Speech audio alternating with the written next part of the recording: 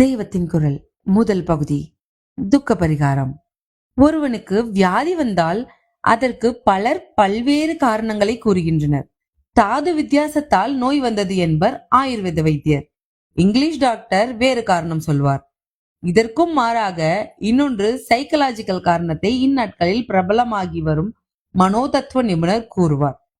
மந்திர சாஸ்திரக்காரர் குறிப்பிட்ட தெய்வ கோளாற்றால் இந்த வியாதி உண்டாயிற்று என்பார். ஜோதிஷர் இன்ன கிரகம் இன்ன இடத்தில் இருப்பதே நோய்க்கு காரணம் என்பர்.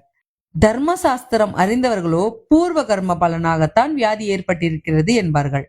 வியாதிக்கு மட்டுமின்றி நம் வாழ்வின் எல்லா விதமான சுக துக்கங்களுக்கும் இவ்வாறு பலவித காரணங்கள் சொல்லப்படுகின்றன. ஒரே விஷயத்துக்கு இப்படி பல காரணங்கள் சொன்னால் நமக்கு குழப்பமா இருக்கிறது. நம் சுக துக்கங்களுக்கு கிரகங்களின் போக்குதான் காரணமா? ஜோதிஷர் சொல்லுகிறபடி கிரக பிரீத்தி செய்வதா, அல்லது மாந்திரீகர் சொல்லுகிறபடி குல தெய்வத்துக்கோ அல்லது வேறு தெய்வத்துக்கோ கிராம தெய்வத்தைக்கோ செய்த அபசாரம் காரணமா? அந்த தெய்வத்துக்கு சாந்தி பரிகாரம் செய்வதா? நோய் நொடி என்றால் வைத்தியமும் செய்யத்தானே வேண்டும். கடைசியில் எல்லாம் கர்ம பலன் என்றால் அது தீருகிற போதுதான் தீரும் என்று வெறுமே இருந்திட வேண்டியதுதானா? இப்படியாக குழப்பம் ஏற்படுகிறது. பல காரணங்களில் எது சாத்தியம் என்று யோசித்தால் எல்லாமே சாத்தியமாக இருக்கும்.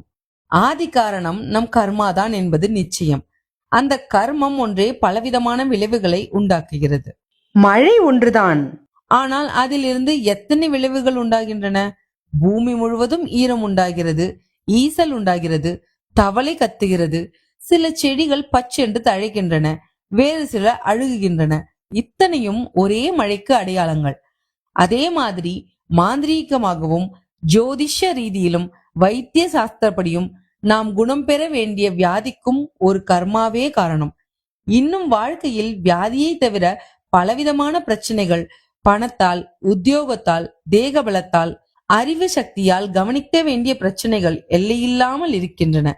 இந்த பிரச்சனைகள், கஷ்டங்கள் எல்லாவற்றுக்கும் காரணம் கர்மம்தான். சயின்ஸின் படி விளைவு எஃபெக்ட் இருந்தால் காரணம் காஸ் இருந்தே ஆக வேண்டும். ஜகத் முழுவதும் காரணம், விளைவு, செயல், பிரதி செயல், ஆக்ஷன் அண்ட் ரியாக்ஷன் என்ற துவந்தத்துக்குள் தான் கட்டுண்டிருக்கிறது. பௌதிக சாஸ்திரம், பிசிக்ஸ் முழுவதும் இந்த உண்மையை தான் விளக்குகிறது. ஜட பிரபஞ்சம், ஜீவ பிரபஞ்சம் இரண்டுமே ஒரே மூலத்திலிருந்தே வந்ததால் ஜகத்துக்கு உள்ளே இந்த விதி மனித வாழ்விலும் உண்டு.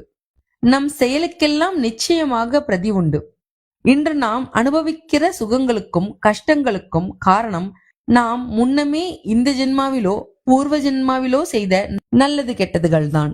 சில சமயங்களில் நம் சொந்த பாப புண்ணிய விளைவோடு குறிப்பிட்ட வேறு சிலரது பாப புண்ணிய பலனும் நம்மை சேருவதாக சொல்லுவதுண்டு. உதாரணமாக, குழந்தைக்கு வியாதி வந்தால் மாதா பிதாவின் பாப பலன்கள் என்பார்கள். அவர்கள் குழந்தைக்கு சதா சிசுருஷை செய்வதையும் மனத்தால் அந்த குழந்தைக்காக அவர்கள் வேதனைப்படுவதையும் பார்க்கும்போது இதுவும் நியாயம்தான் என்றே தெரியும். எனக்கு இன்னொன்று கூட தோன்றுகிறது.